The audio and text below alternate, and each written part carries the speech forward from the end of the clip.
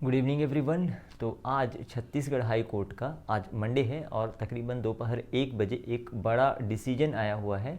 छत्तीसगढ़ में जो भी एजुकेशनल इंस्टीट्यूट्स हैं, जो भी शैक्षणिक संस्थाएं हैं, इनमें आरक्षण या रिजर्वेशन को लेकर तो ये जो डिसीजन आया हुआ है इसमें ये स्पष्ट कहा गया है कि जो यहाँ जो भी आरक्षण दिया जा रहा था अभी 2012 के बाद, हम इस पर डिस्कस करेंगे।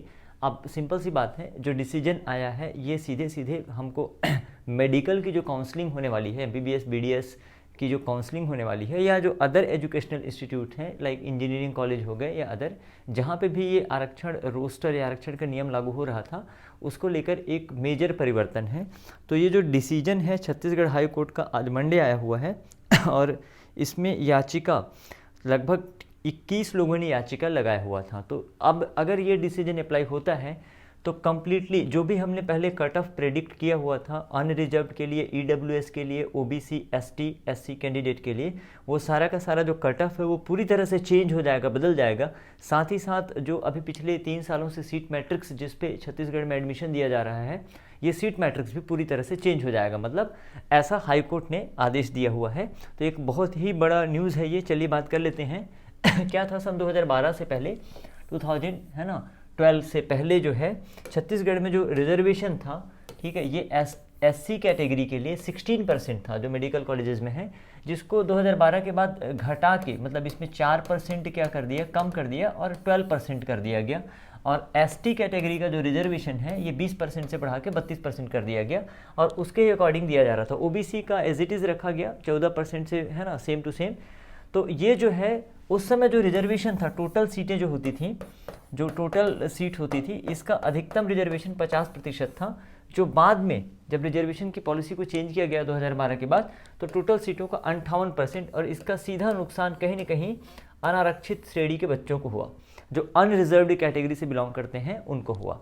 हालांकि इसको कंपनसेट करने के लिए ईडब्ल्यूएस कैटेगरी भी लाया गया है, ईडब्ल्यूएस, जिसमें आपको 10% रिजर्वेशन मिलता है। जो टोटल सीटें होती हैं उसमें 10% रिजर्वेशन मिलता है। परंतु हाईकोर्ट ने ये निर्णय में ये कहा है कि कुल जो आरक्षण है, रिजर्वेशन जो है, वो 50% से अधिक नहीं होना चाहिए, 50% से अधिक नहीं होना चाहिए। और ये क्लियर उन्होंने अपने डिसीजन में कहा हुआ है बिलासपुर हाई कोर्ट ने। और अगर ऐसा अप्लाई हो जाता है कि 50% से ज़्यादा नहीं होना चाहिए रिजर्वेशन, तो आप ये मान के चलिए कि वापस से, ठीक है, ये जो है अपना राइट लाइक जो भी रिजर्वेशन पहले 2012 से पहले था, मतलब एससी का रिजर्वेशन फिर छत्तीसगढ़ में 12% से अगेन 16% हो जाएगा, ठीक है, राइट। या फिर हो सकता है कि ईडब्ल्यूएस को भी उसमें एडजस्ट करें, तो कुल मिला के मतलब ये चेंज होने वाला है, ये मान के चलिए।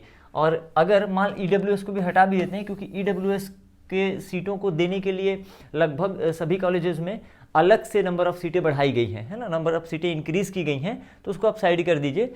और ये जो रिजर्वेशन है एसटी कैटेगरी का, अगर ये 20% हो जाता है तो काफ़ी सीटों का फ़र्क पड़ेगा। और डेफिनेट सी बात है ओबीसी का तो 14% ही रहेगा, 14% रहेगा, 14%। तो सिंपल सी बात है, जो भी हमने कट ऑफ प्रेडिक्ट किया हुआ था अलग अलग कैटेगरी को लेके, जो सीट मैट्रिक्स आपको बताई गई थी, वो सारा कुछ चेंज हो जाएगा। सीधे सीधे इन यहाँ पे एसटी कैटेगरी में सीटों का लॉस होगा, तो इनका कट ऑफ जो है ये थोड़ा सा इंक्रीज़ हो जाएगा, थोड़ा नहीं काफ़ी इंक्रीज़ हो जाएगा रिलेटिवली, क्योंकि तकरीबन 12% का जो कहना चाहिए इसमें कमी होगी। और जो अनरिजर्व की जो सीटें हैं वो बढ़ जाने से, है ना, अनरिजर्व का जो पर्टिकुलर कट ऑफ है वो कम हो जाएगा। ऐसा जो अनइक्वल डिस्ट्रीब्यूशन था, लाइक जैसे एक विशेष कैटेगरी को बहुत ज़्यादा रिजर्वेशन दे देना, या लाइक जो कुछ भी है, तो जिसके कारण आप देखिए कि एक ही जैसे जगह पे अगर छत्तीसगढ़ में गवर्नमेंट की बात करें तो एसटी कैटेगरी में लगभग 330 प्लस या 40 प्लस वाले बच्चों को एमबीबीएस मिल रहा है, और वैसे ही पिछले साल की अगर मैं बात करूँ तो 346 था। और वहाँ पे वो जनरल में क्या था 542। तो ये जो मार्क्स का काफ़ी डिफरेंस आ रहा था, ठीक है, कि लाइक इससे कम 530 540 वाले बच्चे जो हैं वो एमबीबीएस नहीं कर पा रहे थे। अगर प्राइवेट कॉलेज में ही अगर आप देखेंगे तो प्राइवेट कॉलेज में तो ये सीन हो गया था कि एसटी कैटेगरी में कैंडिडेट भी नहीं मिल पाते थे कई बार सीटों के लिए, जबकि उनको रिजर्वेशन वहाँ पे दिया जा रहा है प्राइवेट कॉलेज में, तो वहाँ पे भी इनको कैंडिडेट नहीं मिलते थे। तो वो सीटें बाद में कन्वर्ट होके या तो फिर अनरिजर्व में, या डिपेंडिंग अपॉन कि क्या परसेंटेज ऑफ डिस्ट्रीब्यूशन है, वो सीटें कन्वर्ट हो जाती थी। तो मुझे ऐसा लगता है कि अब क्योंकि हाई कोर्ट ने आदेश दे दिया है, निर्णय सुना दिया है कि अधिकतम जो आरक्षण है ये 50% होना चाहिए, तो हो सकता है किसी 50% में, है ना, SC, ST, OBC और EWS ये सबको मैनेज किया जाए, और बाकी जो रिमेनिंग सीटें 50% होंगी वो स्ट्रेट फॉरवर्ड चली जाएंगी अनरिजर्व में।